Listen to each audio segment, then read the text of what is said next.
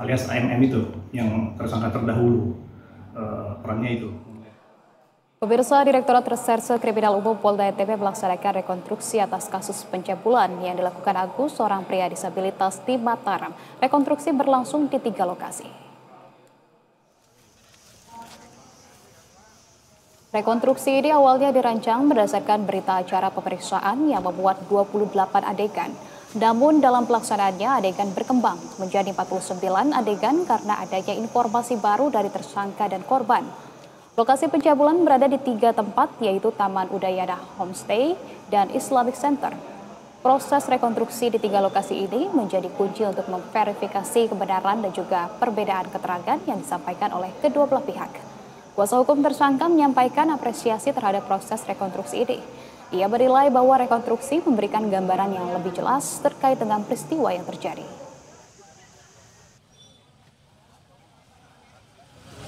Perkembangan perbuatan yang dilakukan oleh tersangka itu mengembang di lapangan.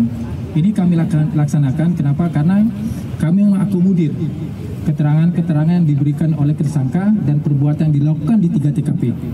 Ini adalah hak dari tersangka, kami akan mengakomodir itu dan ini menjadikan bahan kami untuk pertimbangan untuk nanti disampaikan di persidangan nanti. Itu suka sama suka. Argumennya adalah suka sama suka. Tidak ada paksaan. Cuma ada ketika kemudian gitu bahwa ada kejadian itu minta uang dan kemudian tidak diberikan, itulah yang merupakan sebab. Tapi setelah terjadinya semuanya adegan sudah terjadi, kemudian minta uang, kemudian tidak ada pada saat itu, nah baru kemudian dia dibawa ke sini. Untuk memperbarui informasi pemirsa, kita sudah terhubung dengan kontributor BTV di NTB, sudah ada Muhammad Awaludin di sana. Selamat sore Awaludin. Awaludin, terkait dengan rekonstruksi ini, siapa saja yang hadir dalam rekonstruksi? Apakah dari korban juga turut dihadirkan? Ya Anissa, dapat saya laporkan untuk proses rekonstruksi sendiri dilaksanakan dari pukul 10 sampai dengan 12 siang tadi.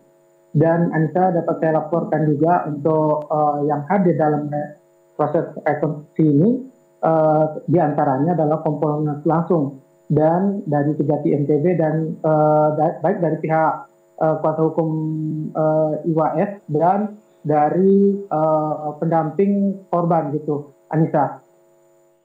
Awaludin, terkait dengan rekonstruksi ini ada adegan apa saja yang dilakukan, yang diperagakan dalam rekonstruksi kasus yang digelar hari ini? Tadi dinyatakan bahwa ada penambahan adegan, begitu ya?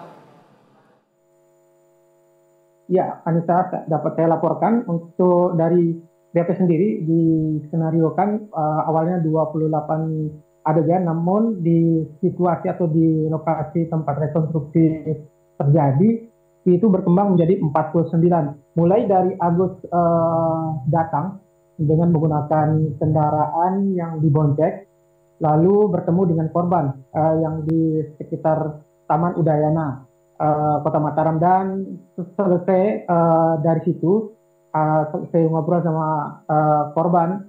Selanjutnya Agus sama korban menuju ke homestay, dan di homestay ini di sana ada adegan sebelum mereka masuk ke dalam kamar gitu, terlebih dahulu mereka memberikan uang sebagai bayar di dalam kamar itu sekitar 50.000 kepada pemilik homestay. Setelah itu Anissa, selesai mereka di homestay, selanjutnya korban sama Agus ini langsung menuju ke sekitar Islamic Center untuk menemui teman dari korban. Begitu Anissa. Ya, Awaludin, apakah dari 49 reka adegan yang tadi disebutkan ada ditambahan, apakah pihak kepolisian ini sudah bisa menyimpulkan ataupun kemudian menguatkan dari pernyataan dan juga kronologi pelaku tersebut, Awaludin? Ya Anissa, untuk proses rekonstruksi ini adalah sebagai perbandingan antara BAP pemeriksaan tersangka Agus maupun korban akan disandingkan nantinya. Selanjutnya akan dilayangkan ke Kejati NTB selanjutnya untuk proses hukum lebih lanjut. Begitu Anissa. Nah, untuk kelanjutan dari status hukumnya maupun juga langkah hukum selanjutnya ini yang diambil pihak kepolisian seperti apa? Ya, Anissa dapat saya laporkan bahwa untuk selanjutnya nanti dari proses rekonstruksi tersangka Agus ini akan disandingkan nanti dengan BAP pemeriksaan sebelumnya, baik dari Agus sendiri maupun dari korban, begitu Anissa. Dan selanjutnya nanti dari situ nanti bisa pihak kepolisian nanti akan bisa menyimpulkan apakah termasuk